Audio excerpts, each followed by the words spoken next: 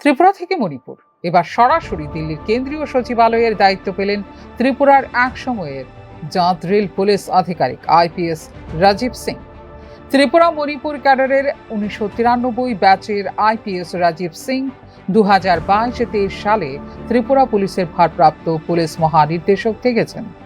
পরবর্তীকালে 2023 সালের জুন মাসে মণিপুরে চলমান জাতিগত হিংসার মধ্যেই কেন্দ্রীয় স্বরাষ্ট্র মন্ত্রকের বিশেষ নির্দেশে রাজীব সিংকে মণিপুর পুলিশের ডিজিপি করা হয়েছিল। 3 বছর তিনি মণিপুর পুলিশের ডিজিপি হিসেবে একাধিক সফল কর্মকাণ্ড করেছেন। এবার তাঁকে কেন্দ্রীয় সচিবালয়ে নিরাপত্তা বিভাগের সচিব করা হয়েছে। 21 মে এই মর্মে বিজ্ঞপ্তি জারি করে অবিলম্বে তাকে নতুন কর্মস্থলে যোগ দিতে বলা হয়েছে কেন্দ্রীয় মন্ত্রিসভার অ্যাপয়েন্টমেন্ট কমিটির তরফে। যদিও মণিপুরের পরবর্তী ডিজিপি কে হচ্ছে সেই বিষয়ে এখনো কোনো বিজ্ঞপ্তি জারি হয়নি। ফিউরো রিপোর্ট, নিউজ নাও।